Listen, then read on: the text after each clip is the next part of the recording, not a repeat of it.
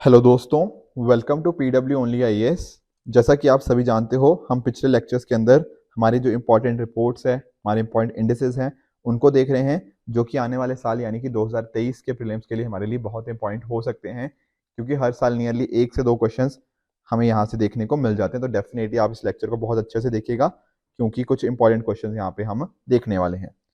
Right, आज जो हम स्टार्ट करने जा रहे हैं उस वहां पर स्टार्ट करेंगे आईएमडी से। आईएमडी क्या है? Institute for management and development. अब यहाँ पर इसकी एक बहुत इंपॉर्टेंट रिपोर्ट आती है या इंडेक्स आता है, that is world competitiveness index. यहाँ पर यूपीएससी ऑलरेडी इसके रिगार्डिंग क्वेश्चन भी पूछ चुका है, तो ध्यान से देखना। वर्ल्ड कॉम्पिटिटिवनेस इंडेक्स कौन रिलीज करता है? IMD, institute for management and development. अब इंडिया के केस में क्या हुआ है, इंडिया ने ना काफी तेजी से इसके अंदर जंप लेकर आया है। कितना जंप सर? पिछले साल हम यहाँ पर थे 43rd पोजीशन के अंदर, अब आ गए हैं 37 के अंदर, तो काफी अच्छा है। ठीक है, और डेनमार्क ने यहाँ पे टॉप किया है। आप नाम से ही समझ सकते हो कि ये इंडेक्स क्या करता होगा, थोड़ा कॉम्पिटिटिवनेस की यहाँ पे बात हो रही है। अब यहाँ पर ना इन्होंने 4 बातें करी हैं जहां पर क्या हुआ है, जिन्होंने बिजनेस को काफी इंपैक्ट किया है। और ये कौन से ट्रेंड्स हैं? आप पहले देख सकते हो, इन्फ्लेशन प्रेशर। ठीक है, चाहे आप बात कर लो यूएस की, बात कर लो यूके की, बात कर लो या इवन ओवरऑल यूरोप की बात कर लो, तो डिफरेंट डिफरेंट कंट्रीज में हमें मेजर इन्फ्लेशन का इंपैक्ट देखने को मिला है। ठीक है, इवन इंडिया के केस में भी हमारी जो इन्फ्लेशन रेट थी, काफी लंबे तक हम 6% से ऊपर चल रहे थे। राइट, एंड साथ में ही कुछ तरह के जियोपॉलिटिकल कॉन्फ्लिक्ट्स, जैसे for example Russia Ukraine crisis हो गया। अब इससे तो इम्पैक्ट आएगा ही ना बिजनेसेस के ऊपर, बिल्कुल आएगा। सप्लाई चेन बॉटलनेक्स और कोविड-19 दरअसल में काफी लिंक्ड है ये सारे कॉन्सेप्ट ही। आप खुद देखो, जब कहीं ना कहीं कोविड-19 हो गया या रशिया यूक्रेन क्राइसिस हो गया, उससे सप्लाई चेन में बाधा आती है ना। अब कहीं ना कहीं कुछ जो एरियाज होते हैं जहाँ पे मान लो कुछ मैन्युफैक्चरिंग हो रही है या फिर कोई प्रॉपर सेंटर्स हैं, तो वहां पर इम्पैक्ट आ गया, वो चीजें रुक गई। एंड उससे क्या हो गया, कई बार रॉ मटेरियल्स की कमी चल रही है, कई बार कुछ और पर्टिकुलर चीजों की कमी की चल रही है, एंड ढंग से हम उस सप्लाई चेन को मैनेज नहीं कर पा रहे। तो ये मेजर इश्यूज यहाँ पे हाईलाइट किए गए हैं in the world competitiveness report या index release by institute for management and development. Next बढ़ते हैं आगे आईएलओ की तरफ, इंटरनेशनल लेबर ऑर्गेनाइजेशन। अब यहाँ पर इसके रिगार्डिंग जो इंपॉर्टेंट एक रिपोर्ट है, that is global wage report 2022-23। ठीक है, अब यहाँ पर ना इन्होंने एक बहुत अच्छा एनालिसिस प्रेजेंट किया है। एनालिसिस कैसा है? ये एनालिसिस दरअसल में कोविड-19 के संबंध में है। ये बता रहे हैं कि देखो, जो वर्कर्स हैं उनकी वेजेस अगर बढ़ी है ना, तो बहुत ही कम बढ़ी है। ठीक है, पर जो कहीं ना कहीं जो इन्फ्लेशन है, जो मुद्रास्फीति है, जो महंगाई है, वो ज्यादा तेजी से बढ़ी है। इससे खुद सोचो, खुद क्या हुआ, महंगाई ज्यादा बढ़ रही है पर आपकी इन्फ्लेशन है वो उतनी नहीं बढ़ रही, तो होगा क्या, आपकी जो वेज ग्रोथ है ना, जो रियल वेज ग्रोथ है, वो नेगेटिव में चली जाएगी। समझ रहे हो? आपकी मान लो जैसे इनकम पहले 1000 रुपया थी, ठीक है, अब मान लो हो गई वो 10% इंक्रीज होगी, पर अगर महंगाई 30% बढ़ गई, तो दरअसल में आपकी परचेजिंग पावर बढ़ी या कम हुई? द आंसर इज कम हो गई है। तो यही बात यहाँ पर करी जा रही है कि यहाँ पर इन्फ्लेशन के बढ़ने की वजह से जो हमारी रियल वेज ग्रोथ है वो नेगेटिव में आ चुकी है, और इससे क्या हो गया, आपकी परचेजिंग पावर में कमी देखने को मिल गई है। एंड साथ में आप नोटिस करो, कोविड-19 की वजह से जो एम्प्लॉइज थे उन्होंने लगभग 6 वीक्स की वेजेस लॉस कर दी। ठीक है, लॉकडाउन था उस वजह से। एंड साथ में ही जो वुमेन हो गया, ठीक है, इनफॉर्मल इकोनॉमी के अंदर जो लोग काम करते हैं, या फिर ऐसे लोग जिनकी कहीं ना कहीं इनकम काफी कम होती है, ये पर्टिकुलर सेक्टर ने बहुत मेजर यहाँ पे हिट फेस किया बिकॉज ऑफ कोविड-19। ऐसा यहाँ पर ग्लोबल वेज रिपोर्ट बोल रही है, जिसको रिलीज किया है आईएलओ के द्वारा। एक इंपॉर्टेंट और, global estimates of modern slavery. अब यहाँ पर देखो, मॉडर्न स्लेवरी का मीनिंग क्या है। पहले के टाइम में आप देखते हो ना, जैसे कई बार क्या होता था कि आपने किसी को जो बंधुआ मजदूर की हम बात नहीं करते हैं, उसको बोला जाता था स्लेवरी। ठीक है, अब आज के टाइम पर क्या हो रहा है, मॉडर्न स्लेवरी क्या है, अगर किसी से जबरदस्ती काम कराया जाए, फोर्स्ड लेबर, उसको बोल दिया। अगर आप किसी से जबरदस्ती शादी करवा रहे हो किसी की, उसको भी यहाँ पे मॉडर्न स्लेवरी का ही नाम दिया गया है। तो यहाँ पर ना इस तरह की चीजों को इंक्लूड कर दिया गया है मॉडर्न स्लेवरी के अंदर। अब ये आईएलओ की जो रिपोर्ट है, global estimate of modern slavery, तो यहाँ पर इन्होंने बात करी है कि लगभग 5 करोड़ लोग हैं इस दुनिया के अंदर जो क्या कर रहे हैं, जो मॉडर्न स्लेवरी को फेस कर रहे हैं। 2016 में ये लगभग 4 करोड़ था, आज ये 5 करोड़ तक नंबर पहुंच गया। तो 25% का जंप हुआ है पिछले 5 साल के अंदर। तो काफी एक मेजर इशू देखने को मिल जाता है। यहाँ पर अगर आप देखोगे तो लगभग 28 मिलियन जो लोग हैं वो फोर्स्ड लेबर के अंदर हैं, और जो 22 मिलियन लोग हैं लगभग वो फोर्स्ड मैरिज के अंदर ट्रैप्ड हैं। तो ये भी इंपॉर्टेंट हमें पता होना चाहिए। तो ये 2 रिपोर्ट्स तो हमने काफी डिटेल में पढ़ी। ग्लोबल वेज रिपोर्ट जो आईएलओ के द्वारा है, global estimate of modern slavery ILO के द्वारा। इसके द्वारा 2 रिपोर्ट्स और हैं आईएलओ के द्वारा जो इंपॉर्टेंट है, दैट इज एक है world social protection report, and साथ ही साथ world employment and social outlook, तो ये बात भी आप ध्यान में रखेंगे। आगे चलते हैं हम WEF के बारे में, वर्ल्ड इकोनॉमिक फोरम, ये भी बहुत इंपॉर्टेंट है। इसकी एक इंपॉर्टेंट रिपोर्ट है global tourism and global travel and tourism development index. अब यहाँ पर आप खुद देखो, यहाँ पर बात क्या हो रही है कि इकोनॉमीज या कंट्रीज ने कैसा काम किया है ताकि वो अपने यहाँ पे सस्टेनेबल एंड रिजिलियंट ग्रोथ देख पाए ट्रैवल और टूरिज्म के रिगार्डिंग। तो इसी के रिगार्डिंग है कैसे वहाँ पे पॉलिसीज हैं, कैसा वहाँ पे कंट्रीज काम कर रही हैं। तो ये global tourism and travel in development index जो है वो WEF ने रिलीज किया है। इंडिया की जो रैंक है करेंटली वो 54th पोजीशन पे है और इस इंडेक्स को टॉप किया गया है बाय जापान, तो ये भी हमें पता होना चाहिए। नेक्स्ट हमारा है ग्लोबल जेंडर गैप रिपोर्ट 2022।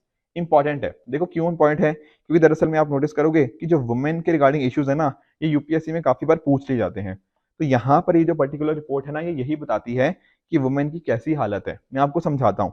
जैसे फॉर एग्जाम्पल आप नोटिस करो, वुमेन को ना ये 4 एस्पेक्ट्स में इनके साथ डिस्क्रिमिनेशन को देखते हैं। एक हो गया यहाँ पे आपका इकोनॉमिक सेंस में। सर इकोनॉमिक सेंस में कैसे? जैसे फॉर एग्जाम्पल आप नोटिस करो कि एक मेल है, एक फीमेल है। अब ये दोनों हो सकता है सेम काम कर रहे हो, ठीक है ना, पर एक जो मेल होगा उसको सैलरी मिलेगी ज्यादा, एक फीमेल को सैलरी मिलेगी कम।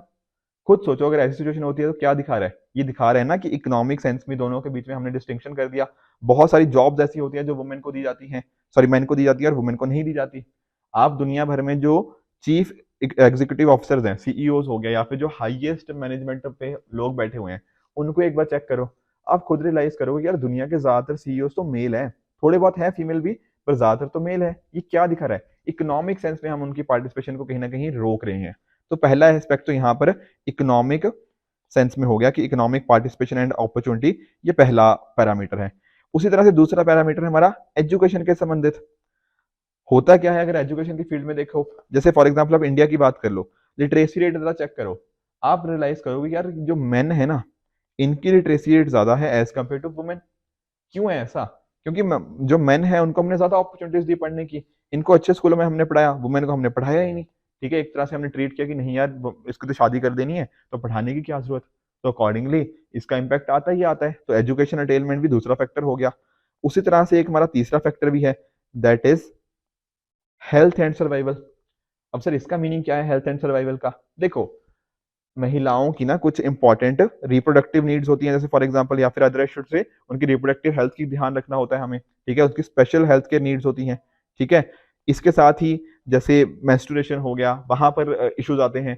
ठीक है, इसके साथ ही जब बच्चे को डिलीवर करना होता है, ठीक है ना, जब बर्थ के टाइम पर डिलीवरी होती है तो वहां पर हमें चेक करना होता है कि अब बच्चे की डेथ ना हो जाए। जो हम चेक कैसे करते हैं? इन्फेंट मोर्टेलिटी रेट से, या फिर मेटर्नल मोर्टेलिटी रेट, मदर की डेथ ना हो जाए किसी प्रेगनेंसी रिलेटेड रीजन की वजह से। तो ये सारे एस्पेक्ट कहीं ना कहीं देखने होते हैं, नहीं देखने होते हैं? बिल्कुल। साथ में ही आयरन की कमी देखने को मिलती है जिसको हम क्या बोलते हैं? अनीमिया। तो ये सारे इश्यूज हैं या नहीं है? Answer is yes. इंडिया के केस में अभी भी हमें इस डायरेक्शन में बहुत काम करना बचा हुआ है और इसी का नाम है तीसरा पैरामीटर का हेल्थ एंड सर्वाइवल। इसी तरह से जो चौथा पैरामीटर है दैट इज पॉलिटिकल एम्पावरमेंट। अब ये सारी चीजें तो आप लोग देखते ही होंगे। जैसे फॉर एग्जाम्पल मैं बात करूं आपकी लोकसभा की, तो लोकसभा में आप देखोगे कि सिर्फ 14% महिलाएं हैं। देखो कंट्री में ना 50% मेल है नियरली और 50% ही फीमेल है, थोड़ा सा ऊपर नीचे है। आप 51 भी इसको मान सकते हो, इसको 49 मान लो, चलो ठीक है। पर तब भी क्या है, तब भी बराबर बराबर के आसपास ही है। तो हमारी लोकसभा के अंदर भी तो रिप्रेजेंटेशन बराबर होना चाहिए, नहीं होना चाहिए? आंसर इज यस, बिल्कुल होना चाहिए। बट यहाँ पर क्या है, सिर्फ 14% महिलाएं हैं और बाकी 86% हमें यहाँ पे मेन देखने को मिलते हैं। तो पॉलिटिकल एम्पावरमेंट कैसे होगा? ऊपर से आप देखो हमारे जो चीफ मिनिस्टर्स जी हैं, ठीक है, सिर्फ ममता बनर्जी आज के टाइम पर एक महिला चीफ मिनिस्टर हैं। इसके अलावा बाकी जितने भी इंडिया में चीफ मिनिस्टर है सारे के सारे मेल हैं।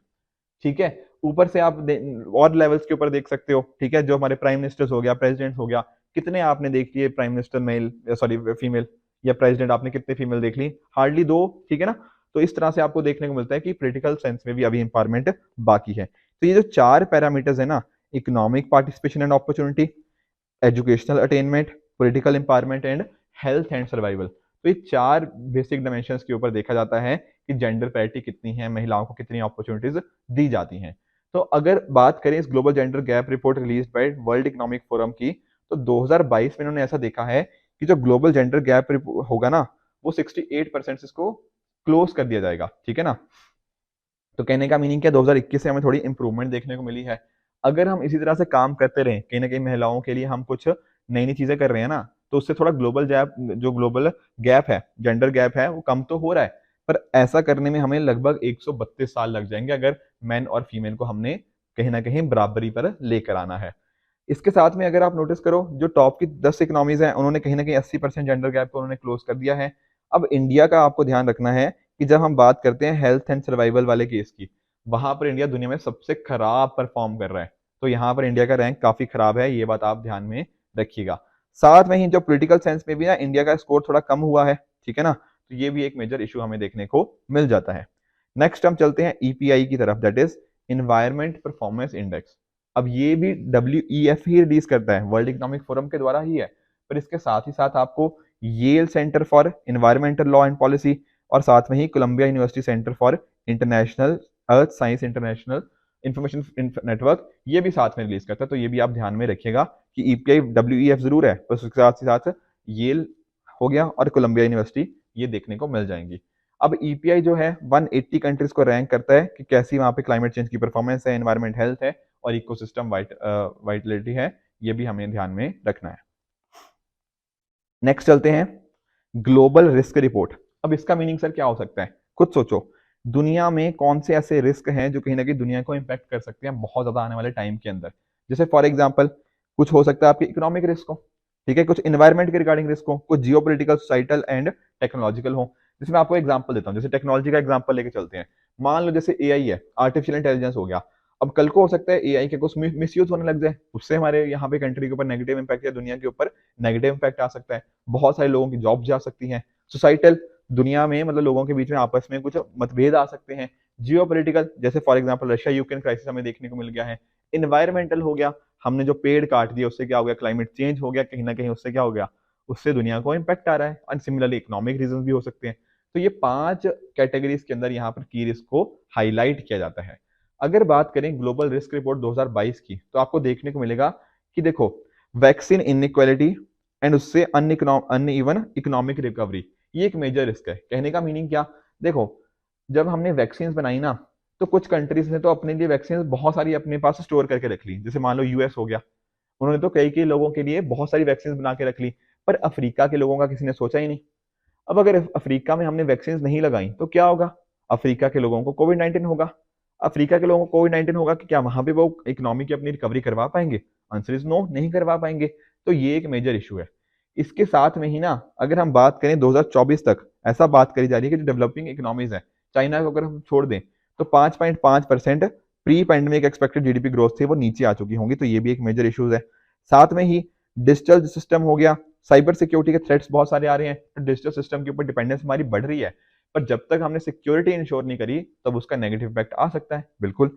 साथ में क्लाइमेट चेंज की बात कर रहे हैं और स्पेस के अंदर भी एक तरह का डाइवर्जेंस हमें देखने को मिल रहा है। तो ये सारे मेजर हमें इश्यूज देखने को मिल सकते हैं ग्लोबल रिस्क रिपोर्ट के अंदर।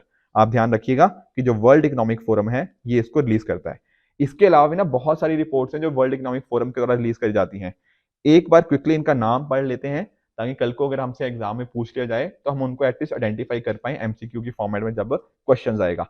जैसे for example global technology governance report, global cyber security outlook, global network of advanced manufacturing hubs report, global competitiveness report, global manufacturing index, global social mobility index, global energy transition report, world economic outlook report, biodiversity by 2030, transforming cities relationship with nature, Indian citizen post pandemic world report, inclusive development index. ये सारे आपको अच्छे से पता होने चाहिए, right. तो ये हमने काफी डिटेल में वर्ल्ड इकोनॉमिक फोरम को कवर कर दिया। अब चलते हैं हमारे अगले टॉपिक की तरफ, दैट इज यूएनएफपीए। एक्चुअली इसका नाम यूएनएफपीए है, पर इसको लिखते ऐसे हैं, यूनाइटेड नेशन पॉपुलेशन फंड। इसके रिगार्डिंग ना एक इंपॉर्टेंट रिपोर्ट है, स्टेट ऑफ वर्ल्ड पॉपुलेशन 2022। अब यहाँ पर बात क्या करी गई है, यहाँ पर एक्चुअली में इसमें क्या बात करी है, वर्ल्ड पॉपुलेशन की कैसी स्टेट है। जैसे फॉर एग्जांपल आप नोटिस करो कि जैसे अनइंटेंडेड प्रेगनेंसीज जो होती हैं, वहां पर वो 60% के अंदर अबॉर्शन हमें देखने को मिलता है। और अबॉर्शन भी काफी सारे ना 45% अनसेफ होते हैं, एंड उसकी वजह से मैटरनल डेथ्स हो जाती हैं। मैं अभी बात कर रहा था ना मैटरनल मोर्टेलिटी रेट की। तो एक मेजर रीजन इसके हाई होने का ये भी है कि बहुत सारे अबॉर्शन जो अनसेफ होते हैं, अब प्रॉपर तरह से इंस्टीट्यूशनल मैकेनिज्म के थ्रू अगर अबॉर्शन नहीं कराया जाएगा तो उससे डेथ होने की पॉसिबिलिटी रहती है, और यही यहाँ पे हमने देखा है। ठीक है ना। इसी तरह से 18 साल की एज से भी पहले 13% जो महिलाएं हैं डेवलपिंग कंट्रीज के अंदर, वो चाइल्ड बियरिंग हो जाती हैं, मतलब बच्चे को जन्म दे देती हैं। ठीक है, तो ये भी एक इशू है, उससे महिलाओं की हेल्थ के ऊपर इम्पैक्ट तो बिल्कुल आएगा। इसके अलावा 2015 से लेकर 2019 की अगर हम बात करें ना, तो 121 मिलियन यानी कि 12 करोड़ अनइंटेंडेड प्रेगनेंसीज हमें देखने को मिली थी अक्रॉस द वर्ल्ड हर साल। ठीक है ना। तो और इसमें से हर 7 में से एक जो प्रेगनेंसी है इस तरह की, वो हमें इंडिया में देखने को मिलती है। तो डेफिनेटली इंडिया को भी यहाँ पे बहुत अच्छा काम करने की अभी जरूरत है। नेक्स्ट टॉपिक की तरफ आगे बढ़ते हैं, that is WHO, world health organisation. अब जब हम बात करते हैं वर्ल्ड हेल्थ ऑर्गेनाइजेशन की, तो एक इंपॉर्टेंट रिपोर्ट है, that is world mental health report. अभी आजकल टाइम में ना बहुत मेंटल हेल्थ के ऊपर जोर दिया जा रहा है। रीजन क्या है कि जैसे जैसे हमें दुनिया में ग्लोबलाइजेशन हो गया, या फिर एक तरह से कैपिटलिज्म का हमें इंक्रीज देखने को मिला है, उससे बेसिस पे जो हमारी लाइफ है ना, वो काफी फास्ट पेस्ड हो गई है, काफी तेजी वाली जिंदगी जी रहे हैं हम, और उसका नेगेटिव इम्पैक्ट कहीं ना कहीं लोगों की मेंटल हेल्थ के ऊपर देखने को मिला है। तो डेफिनेटली मेंटल हेल्थ की जो इंपॉर्टेंट है रिपोर्ट, हमारे लिए काफी इंपॉर्टेंट हो जाती है। यूपीएससी पर्सपेक्टिव से भी WHO ने ये रिपोर्ट जो रिलीज करी है, वहां पर बात करी है कि नियरली 100 करोड़ लोग नियरली किसी ना किसी तरह के मेंटल हेल्थ इश्यू से जी रहे हैं, और इनमें से 14% है अडोलेसेंट। तो काफी यंग एज के अंदर ही हमें लोगों के अंदर मेंटल हेल्थ इश्यूज देखने को मिल जाते हैं। बाकी देखो, जो साइकोसिस पेशेंट है उनमें 70% को तो ट्रीटमेंट ही नहीं मिल रहा। ठीक है। और जो हमारा कहीं ना कहीं कोशिश है comprehensive mental health action plan जो हमने 2030 तक अचीव करना है, वहां पर प्रोग्रेस काफी धीरे है। तो हुआ क्या है ना कि कंट्रीज ने इसको अडॉप्ट तो कर लिया, पर कहीं ना कहीं अब भी हम जो हमारा टारगेट है उससे बहुत दूर अभी है। तो डेफिनेटली मेंटल हेल्थ के रिगार्डिंग अभी वर्क करना है, ऐसा ये जो वर्ल्ड हेल्थ ऑर्गेनाइजेशन जो WHO रिपोर्ट है वो यहाँ पर कह रही है। नेक्स्ट हम चलते हैं global TB report, tuberculosis report 2022 के बारे में डिस्कशन कर लेते हैं। अब ये जो पर्टिकुलर रिपोर्ट है WHO इसको रिलीज करता है, और अगर आप नोटिस करोगे तो टीबी एक आज भी मेजर इशू बना हुआ है। ऑल्दो हमारी दुनिया की कोशिश है कि 2030 तक हमने इसको एलिमिनेट करना है।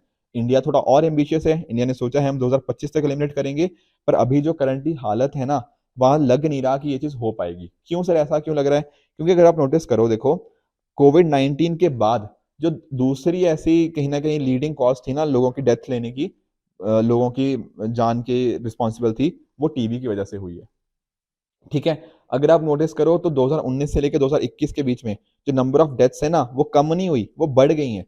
तो एक तरफ हम बात कर रहे हैं कि इसको एलिमिनेट करना है, और ऊपर से डेथ तो बढ़ती जा रही है, तो डेफिनेटली उल्टे डायरेक्शन में हम जा रहे हैं एक तरह से। अगर आप नोटिस करोगे 2021 में तो नियरली 1 करोड़ लोगों को हमने देखा कहीं ना कहीं, मतलब उनको टीबी हुआ। ठीक है, जो कि 2020 से 4.5% का इंक्रीज था। इंडिया के अंदर ना बहुत ज्यादा टीबी हमें देखने को मिलता है। अगर आप बात करोगे ना, तो हर 7 में से जो 2 लोग हैं कहीं ना कहीं इंडिया में हमें देखने को मिलते हैं विद टीबी। कहने का पॉइंट क्या, अगर दुनिया में 7 लोगों को टीबी हो रहा है ना, तो उसमें 2 लोग इंडियन होंगे। तो 28% केसेस इंडिया में देखने को मिल जाते हैं। एंड साथ में ही आप ये पर्टिकुलर चीज भी देख सकते हो। आगे चलते हैं, WHO की और इंपॉर्टेंट रिपोर्ट है, that is world malaria report 2022। ठीक है। अब यहाँ भी WHO ने क्या बात करी है कि जो मलेरिया के रिगार्डिंग जो केसेस हैं या डेथ्स हैं, वो सिमिलर ही रेंज में रही है। ठीक है, ना बढ़ी है ना कम हुई है, तो उतनी ही स्टेबल हमें देखने को मिली है। 247 मिलियन केसेस हो गया। ठीक है, 6,19,000 मलेरिया डेथ्स हो गया। ये ग्लोबली हमें देखने को मिली है 2021 के अंदर।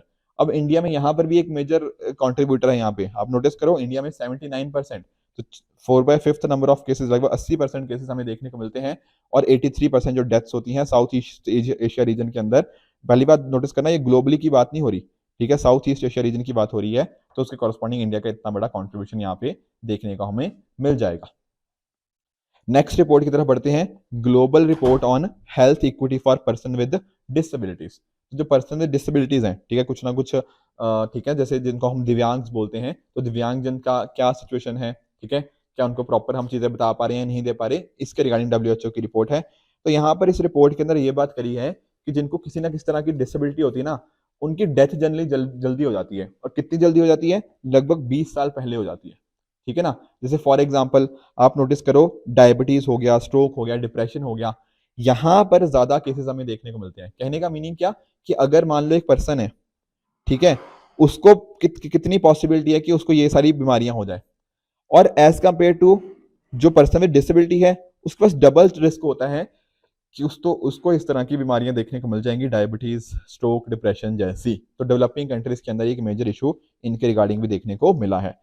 नियरली 16% ऑफ पॉपुलेशन को कहीं ना कहीं कुछ ना कुछ तरह की सिग्निफिकेंट डिसेबिलिटी हमें यहाँ पे देखने को मिली है, तो इस नंबर को भी आप अपने ध्यान में रखिएगा। अगला हमारा टॉपिक है UNEP, united nation environment programme. ठीक है, एनवायरनमेंट पर्सपेक्टिव से भी चीजें इंपॉर्टेंट है और ओवरऑल ये ऑर्गेनाइजेशन भी पॉइंट है, तो थोड़ा इसको भी अच्छे से हम देख लेते हैं। एक हमारा पहला टॉपिक है that is adaptation gap report. देखो पहले तो मैं आपको मीनिंग समझाता हूं। एक वर्ड होता है हमारा अडेप्टेशन और दूसरा वर्ड हमें देखने को मिलता है दैट इज मिटिगेशन। अब सर इनमें फर्क क्या है? देखो अडेप्टेशन में ना हमने मान लिया कि क्लाइमेट चेंज होगा ही होगा। अब हम सोच रहे हैं कि उसको अडेप्ट कैसे करें, कैसे हम अपने आप को एडजस्ट करें जो करंट इफेक्ट आ रहे हैं क्लाइमेट चेंज के, एंड कहीं ना कहीं जो फ्यूचर में इफेक्ट आएंगे क्लाइमेट चेंज के, उसके साथ हम कैसे एडजस्ट कैसे कर सकते हैं। यहां पर मीनिंग होता है इसका अडेप्टेशन। वेयर एज जब मैं बात करता हूं मिटिगेशन की, तो यहां पर बात करी गई है कि हम जो जैसे for example green house gases है, इनके एमिशन को कैसे हम कम कर सकते हैं एटमॉस्फेयर के अंदर, कैसे हम इनको रिड्यूस कर सकते हैं। ठीक है, तो क्लाइमेट चेंज को यहाँ पे कम करने की बात है मिटिगेशन के अंदर। तो ये यहाँ पे फर्क होता है अडेप्टेशन और मिटिगेशन के अंदर। अब ये जो रिपोर्ट है ना यहाँ पे अडेप्टेशन गैप रिपोर्ट, यहाँ पर ये यूनेप रिलीज करता है और यहाँ पे ये बात करी है कि कैसे जो हमने टारगेट सेट कर रखे हैं, ठीक है ना, हमने जो अब कहीं ना कहीं अपने जो टारगेट सेट कर रहे हैं हम वहां से कितना दूर है और कितना काम हमें उस डायरेक्शन में करने की जरूरत है। यहाँ पर ये मीनिंग होता है अडेप्टेशन का। ठीक है ना, तो यहाँ पर अगर आप नोटिस करो तो यहाँ पर 84% जो हम कहीं ना कहीं जो पार्टीज हैं, जो कॉन्फ्रेंस ऑफ पार्टीज होती है ना, सीओपी जो हम बात करते हैं, वहां पर जो अलग अलग पार्टीज होती हैं, तो 84% जो कंट्रीज हैं कहीं ना कहीं उन्होंने अपने लिए एक at least national adaptation planning instrument उनके पास है। ठीक है, इन्होंने साथ में साथ टारगेट्स भी अपने सेटअप कर रखे हैं। तो ये डेफिनेटली आप ध्यान में रखिएगा कि अडेप्टेशन गैप रिपोर्ट जो है वो यूनेप रिलीज करता है। इसी तरह से एक है मिशन गैप रिपोर्ट 2022। अब ये भी हमारी इंपॉर्टेंट है, ये भी यूनेप ही रिलीज करता है। यहाँ पर ना ये दरअसल में चेक करता है कि एमिशन गैप कितना है। सर एमिशन गैप का मीनिंग क्या होता है? देखो हम सभी ने ना अपने अपनी कुछ प्लेज ले रखी है। कहने का मीनिंग क्या कि अगर हमने इस टेम्परेचर जो राइज हो रहा है 2 डिग्री सेल्सियस से कम रखना है, या फिर जिसकी हम ये कोशिश है कि 1.5 डिग्री सेल्सियस से हम कहीं ना कहीं कम रखें, उसके लिए हमने कुछ कमिटमेंट करी हुई है नहीं करी हुई? Answer is yes. ठीक है ना, अब ये जो कमिटमेंट करी हुई है उस हिसाब से हम कहां पर होने चाहिए थे वर्सेस द एस्टिमेटेड जो कहीं ना कहीं रिडक्शन अभी रिक्वायर्ड है, उसके लिए दोनों के बीच में कैसा गैप है। ठीक है ना, गैप किसके बीच में? एक साइड है जो हमने प्लेज ले रखी है डिफरेंट डिफरेंट कंट्रीज ने, एंड वर्सेस जो एस्टिमेटेड रिडक्शन हमें चाहिए ताकि हम उस तक पहुंच पाए, अपने टारगेट्स तक पहुंच पाए by the end of the century. इनके बीच का जो गैप है ना, इसी को बोलते हैं एमिशन गैप। ये कितना हमें गैप को उसको मैनेज करना है, उसकी यहाँ पे इस पर्टिकुलर रिपोर्ट के अंदर बात करी गई है। अगर आप नोटिस करोगे, ठीक है, तो यहाँ पर बात करी गई कि अगर हमें इसको 2 डिग्री सेल्सियस हो गया या फिर 1.5 डिग्री सेल्सियस से नीचे रखना है, कहीं ना कहीं हम अपने जो ग्रीन हाउस गैसेज एमिशन है उसको 30% से लेकर 45% के बीच में कम करना है। जो डिफरेंट कंट्रीज ने अपने अपने नेशनल डिटरमिन्ड कॉन्ट्रीब्यूशन अपनी तरफ से जो दे दिया, वो ऐसा बोल रही है ये रिपोर्ट है वो काफी नहीं है, हमें इसको एक्सीड करना पड़ेगा। इवन देखो जो इंडिया है ना, इसमें अपनी कोशिश कर भी रहा है, हमने अपने एनडीसीज को एक्सीड करने की हम कोशिश कर रहे हैं, उसकी तरफ हम बात डेफिनेटली चल रही है। पर फिर भी अगर आप नोटिस करोगे जो world average per capita green house gases emission है वो 6.3 टन कार्बन डाइऑक्साइड हमें देखने को मिल जाएंगे इक्वलेंट उसके 2020 में। तो ये भी हमारे लिए इंपॉर्टेंट बन जाता है। यहाँ पर आप देख सकते हो, यहाँ पर आप नोटिस करना जैसे चाइना में सबसे ज्यादा ग्रीन हाउस गैस एमिशन है, दूसरे पे यूएसए है, तीसरे पे इंडिया है। अब यहाँ पर आपको लगेगा कि सर इंडिया काफी खराब कर रहा है, पर एक्चुअल में ऐसा नहीं है। देखो इंडिया की आप पॉपुलेशन भी तो देखो, चाइना की आप पॉपुलेशन भी तो देखो, तो इंडिया में ना ओवरऑल अगर आप देखोगे नंबर, तो नंबर आपको हाई दिखेगा, पर अगर आप नंबर डिवाइडेड बाय मतलब ओवरऑल कितना हमने किया green house gas emission divide by population मतलब पर कैपिटा देखोगे, तो आप रियलाइज करोगे इंडिया ज्यादा नहीं कर रहा। यहाँ पर हो क्या रहा है ना, यूएसए के लगभग 35 करोड़ लोग वो मिलके इतना एमिशन कर रहे हैं, इंडिया में 130 करोड़ के आसपास या 135 करोड़ के आसपास लोग जो हैं वो मिलकर इतना एमिशन कर रहे हैं। तो आप खुद देखो ना कि यहाँ पर यूएसए एक बंदा ही इतना ज्यादा एमिशन कर रहा है, इंडिया से कई गुना ज्यादा है वो। ऐसा मत समझना कि इंडिया भी यूएसए के पास में एमिशन कर रहा है, नहीं, पर कैपिटा के टर्म्स में इंडिया काफी पीछे है बहुत सारी कंट्रीज के, ये बात आप ध्यान में रखिएगा। नेक्स्ट हमारी जो इंपॉर्टेंट रिपोर्ट है that is United in science report. अब यहाँ पर ये जो रिपोर्ट है यहाँ पर अलग अलग ऑर्गेनाइजेशन इसको निकालती हैं। यूनेप तो है ही है, यूनाइटेड नेशन एनवायरनमेंट प्रोग्राम तो है ही है, उसके अलावा डब्ल्यूएमओ वर्ल्ड मेट्रोलॉजिकल ऑर्गेनाइजेशन ये भी हमें यहाँ पे देखने को मिल जाती हैं। अब इस रिपोर्ट में बात क्या करी गई है, बात करी गई है कि जैसे फॉर एग्जांपल आप बात कर लो कार्बन डाइऑक्साइड की, मीथेन की बात कर लो, नाइट्रस ऑक्साइड की, इनकी कंसंट्रेशन हमें इंक्रीज ही होती हुई देखने को मिल जाती है। जितना हमने देखो पेंडेमिक के टाइम पे जब लॉकडाउन था ना, तब हमने नोटिस किया ना जो कार्बन डाइऑक्साइड एमिशंस थे उसमें कमी देखने को मिली थी, हमारा इन्वायरमेंट वापस से हील करने लग गया था। अब यहाँ पर ये जो रिपोर्ट बात कर रही है कि जिससा पेंडेमिक से पहले जो हमारी हालत थी ना कार्बन डाइऑक्साइड के एमिशन से, तो हम कहीं ना कहीं उसके पास में ही वापस पहुंच चुके हैं, तो वापस बाउंस बैक वहां पे हमें देखने को मिल गया है, जो कि एक खराब सिचुएशन है। साथ में ही मीन सी लेवल की बात करें तो यहाँ पर भी उसका इंक्रीज हुआ है, ठीक है, हर साल डेफिनेटली इंक्रीज ही होता जा रहा है, तो ये भी एक मेजर इशू देखने को मिल गया है। तो ध्यान रखना, यूनाइटेड साइंस रिपोर्ट अलग अलग ऑर्गेनाइजेशन रिलीज करती है, जिसमें से एक यूनेप भी है। इसके अलावा भी कुछ इंपॉर्टेंट रिपोर्ट्स हैं, जैसे global environment outlook, food waste index, global methane assessment report, ये सारी भी यूनेप यानी कि यूनाइटेड नेशन एनवायरनमेंट प्रोग्राम के द्वारा रिलीज करी जाती हैं। अगले टॉपिक की तरफ बढ़ते हैं, that is WMO, world meteorological organisation, और इसकी कुछ इंपॉर्टेंट रिपोर्ट्स हैं, जैसे for example state of the climate in Asia report. नाम से क्लियर है कि एशिया के अंदर क्लाइमेट का क्या इंपैक्ट रहा। जैसे फॉर एग्जांपल आप नोटिस करो, बहुत सारे एक्सट्रीम वेदर इवेंट्स हमें देखने को मिले, फ्लड्स हो गया, ड्रॉट्स हो गया, एंड इसकी वजह से कहीं ना कहीं हमारे यहाँ पे इकोनॉमिक लॉस हुआ नियरली 35 बिलियन डॉलर का, तो बहुत ही बड़ा नंबर है। सर इंडिया के केस में क्या हुआ, इंडिया ने भी लगभग $4.5 बिलियन का कहीं ना कहीं लॉस देखा बिकॉज ऑफ स्टॉर्म्स, एंड साथ में ही फ्लडिंग की वजह से $3 बिलियन का और भी इसका जहाँ पे इकोनॉमिक लॉस इंडिया को फेस करना पड़ा। तो अगर हम कहीं ना कहीं क्लाइमेट को ठीक है उसके इम्पैक्ट को कहीं ना कहीं कम कर सकते हैं, तो ये जो इकोनॉमिक लॉसेस हमें देखने को मिलते हैं ना इन सभी की वजह से, उसको भी काफी हद तक कम किया जा सकता है। हमारा अगला टॉपिक है ग्रीन हाउस गैस बुलेटिन। अब ये भी इंपॉर्टेंट हो जाता है हमारे लिए, ठीक है, इसको रिलीज कौन करता है, WMO ही करता है। यहाँ पर बात करी गई है तीन चीजों की, तीन ग्रीन हाउस गैसेस की, कौन कौन से, कार्बन डाइऑक्साइड, मीथेन और नाइट्रस ऑक्साइड। तो यहाँ पे भी इसने भी वही सिमिलर बात करी है कि काफी नई हाइट्स हमें देखने को मिल गई है, और हमें काफी अगर हम इसी तरह से देखें तो एमिशंस जो होंगे ना वो 2030 तक हमारे 10% इंक्रीज कर जाएंगे एज कंपेयर टू 2010 लेवल। तो ये बात भी हमारे लिए इंपॉर्टेंट है। नेक्स्ट टॉपिक है global ocean observing system report card 2022। इसको एक बार समझ लेते हैं। तो ये WMO रिलीज कर रहा है इसको, ठीक है, और यहाँ पर इन्होंने बात करी है जो ओशियंस की, ठीक है, ये वर्ड देखो ना ओशियन, तो ओशियन क्या होता है, मेजरली एक तरह से कार्बन सिंक की तरह काम करते हैं, ठीक है, जितना भी आपने कहीं ना कहीं कार्बन एमिट हुआ ना एटमॉस्फेयर के अंदर, उसमें से लगभग 26% ओशियन उसको टेकअप कर लेते हैं, जो कि एक इंपॉर्टेंट है। पर ओशियंस की भी एक मैक्सिमम कैपेसिटी है, ठीक है ना, तो हमें अपने कार्बन को कहीं ना कहीं जो कार्बन एमिशन है उसको कम करना पड़ेगा, ताकि हम अच्छे से इफेक्टिवली मैनेज कर पाए उसको। अगला टॉपिक है हमारा state of global climate report 2021। अब यहाँ पर ये WMO की जो रिपोर्ट है, यहाँ पर इसने बात करी है जैसे फॉर एग्जांपल अलग अलग एस्पेक्ट के ऊपर, ग्लोबल मीन टेम्परेचर की बात करी है कि कैसे वो इंक्रीज हुआ, कंसंट्रेशन कार्बन डाइऑक्साइड की कैसे इंक्रीज हुई।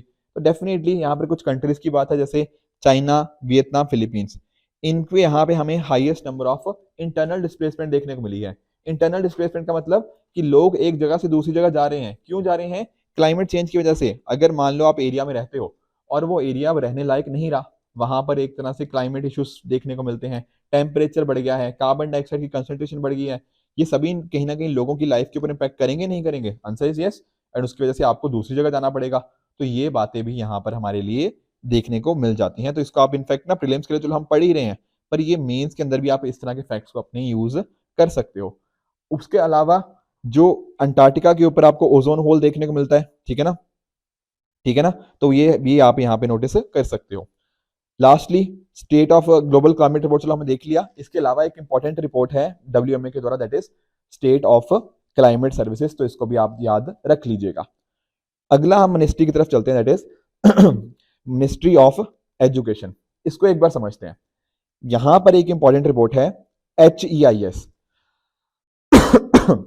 देखो जब मैं बात करता हूं HEIS की, ये मीनिंग है इनका हायर एजुकेशनल इंस्टीट्यूट्स। यहाँ पर जो आपके हायर एजुकेशन इंस्टीट्यूट्स है ना, उनकी रैंकिंग करी जाती है एक तरह से कि कौन सा बेहतर परफॉर्म कर रहा है, कहाँ पर कैसा इंफ्रास्ट्रक्चर है, कहाँ पर कितने रिसर्च पेपर दिए जा रहे हैं, उनसे हिसाब से इंस्टीट्यूशंस की रैंकिंग करी जाती है। सर ये रैंकिंग कौन करता है, ये रैंकिंग होती है by NIRF, national institute ranking framework, ठीक है, मिनिस्ट्री ऑफ एजुकेशन इसको पब्लिश करता है। तो ध्यान में रखिएगा कि ये ना हम एक तरह से क्या कर रहे हैं, ये गवर्नमेंट इसको रैंक कर रही है। पहले क्या होता था, NIRF के पहले यानी कि नेशनल इंस्टीट्यूशन रैंकिंग फ्रेमवर्क के पहले, तब प्राइवेट एंटिटीज इस तरह से रैंक करा करती थी, पर अब गवर्नमेंट के द्वारा इसको रैंक किया जाता है। तो यहाँ पर अगर आप देखोगे, ठीक है, ऑल्दो इसको याद तो नहीं करना, पर आईआईटी मद्रास का टॉप मोस्ट पोजीशन है ओवरऑल। यूनिवर्सिटीज की बात करेंगे तो आईआईएससी बैंगलोर आपको देखने को मिल जाएगा। कॉलेजेस में आपको मिरांडा हाउस जो न्यू दिल्ली के अंदर है वो यहाँ पे टॉप पे देखने को मिल जाएगा। इसी तरह से एक और इंपॉर्टेंट है, इसी मिनिस्ट्री ऑफ एजुकेशन के अंतर्गत थी, दैट इज आर्या। आर्या की सर फुल फॉर्म क्या है? Atal ranking of institutions on innovation achievements. तो देख लो इंस्टीट्यूशंस हमारे कितना इनोवेट कर रहे हैं, किस हिसाब से वो इनोवेशन के पैरामीटर्स पे कैसे खरे उतर रहे हैं, नहीं उतर रहे, वो इंपॉर्टेंट हमें देखना है। तो इसीलिए ये रिपोर्ट है। आज के टाइम पर ना देखो एक एंटरप्रेन्योरशिप की ना एक वेव है। तो एंटरप्रेन्योरशिप उसी के ऊपर बेस्ड है कि आप कितना इनोवेट करते हो, किस तरह से आप जो लोगों की प्रॉब्लम्स है कहीं ना कहीं उनका समाधान करते हो, उसके लिए आप प्रॉपर एफर्ट्स लेते हो, ठीक है ना। तो उसी चीज को देखने के लिए मिनिस्ट्री ऑफ एजुकेशन की ये रिपोर्ट है, Atal ranking of institutions on innovation achievement. यहाँ पर IIT Madras top most position पे था और सेकंड नंबर पे हमें आईआईटी बॉम्बे देखने को मिला है। और फोकस यही है कि आपका इनोवेशन हो गया, स्टार्टअप कल्चर हो गया, एंटरप्रेन्योरशिप डेवलपमेंट स्टूडेंट्स के अंदर, फैकल्टीज के अंदर, इसके रिगार्डिंग ये पर्टिकुलर हमें रैंकिंग हमें देखने को मिल जाती है। अगला हमारा टॉपिक है DARPG, that is department of administrative reforms and public grievances. अब पब्लिक ग्रीवांसेस मतलब लोगों की जो शिकायतें होती हैं कहीं ना कहीं उनको सुनवाई होती है नहीं होती, उसका मीनिंग होता है पब्लिक ग्रीवांसेस का। तो इनका एक इंपॉर्टेंट इंडेक्स है, that is good governance index. दरअसल मैं अगर आपको बात बताऊं ना, तो 25 दिसंबर को ना हर साल हमारे जो प्रधानमंत्री जी हुआ करते थे अटल बिहारी वाजपेयी, उनका जन्म दिवस होता है। उसी दिन पे हम सेलिब्रेट करते हैं गुड गवर्नेंस इंडेक्स। तो ये जो पर्टिकुलर अगर हमें देखने को मिलेगा, ठीक है, या गुड गवर्नेंस डे की तरह सेलिब्रेट करते हैं, ऑल्दो इंडेक्स तो साल में 2 बार हमें देखने को मिलता है। तो इसको पब्लिश किया जाता है DARPG के द्वारा, that is department of administrative reforms and public grievances के द्वारा।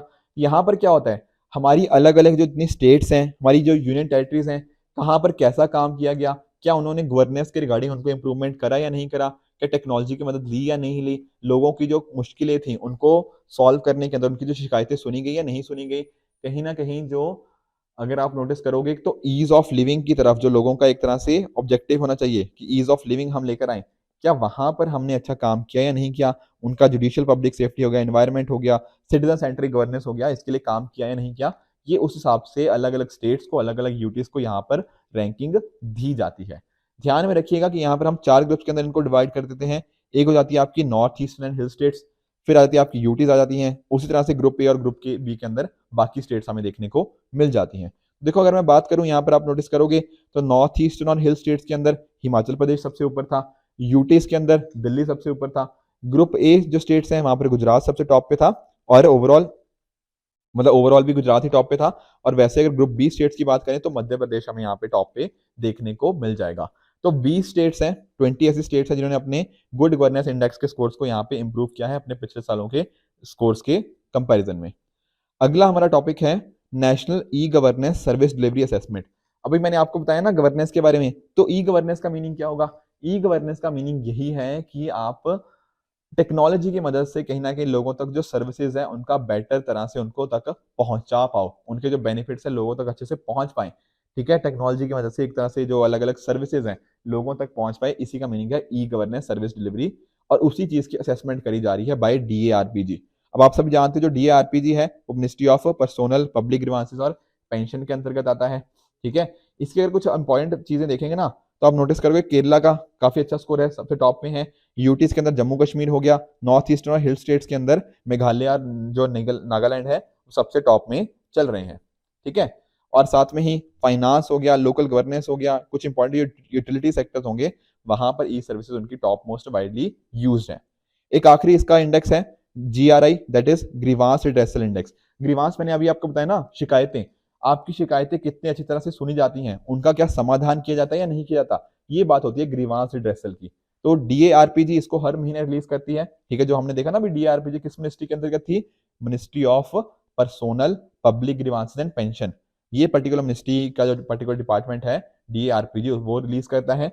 यहाँ पर होता क्या है, आपके अलग अलग मिनिस्ट्रीज, डिपार्टमेंट्स और ऑटोनमस बॉडीज को ये रैंक करता है। जैसे फॉर एग्जांपल जो UIDAI है, unique identification authority of India, ये कॉन्सेक्यूटिवली काफी ऊपर ही चल रहा है, ठीक है, ग्रीवांस रिड्रेसल के अंतर्गत। तो यहाँ पर अगर कोई शिकायतें आती है ना लोगों की तो उनका समाधान बहुत अच्छी तरह से कर दिया जाता है। तो आज के सेशन के अंदर हमने बहुत सारी चीजें पढ़ी, जैसे फॉर एग्जांपल हमने DARPG इसके बारे में जाना, साथ में ही हमने मिनिस्ट्री ऑफ एजुकेशन हो गया, WMO वर्ल्ड मीटोलॉजिकल ऑर्गेनाइजेशन, इसके अलावा UNEP united nation environment programme, and जो WHO की हमने रिपोर्ट्स देखी हेल्थ के पर्सपेक्टिव से, यूनाइटेड नेशन पॉपुलेशन फंड हो गया, वर्ल्ड इकोनॉमिक फोरम हो गया, एंड साथ में ही International Labour Organization and Institute for management and development.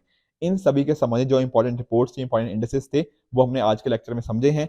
कुछ थोड़े से और बच गए हैं, वो हम इसका जो थर्ड पार्ट होगा उसमें अच्छे से कवर कर लेंगे। But I am very sure आपको ये सीरीज काफी अच्छे से पसंद आ रही होगी, क्योंकि बहुत सारे क्वेश्चंस यहाँ से हम आने वाले प्रीलिम्स के अंदर डेफिनेटली एक्सपेक्ट कर सकते हैं। ठीक है फ्रेंड्स, तो आई होप आपको आज का सेशन बहुत अच्छे से समझ आया होगा। इसी तरह से आप भी अपने एंड पे हार्ड वर्क करते रहिए। Goodbye and good luck.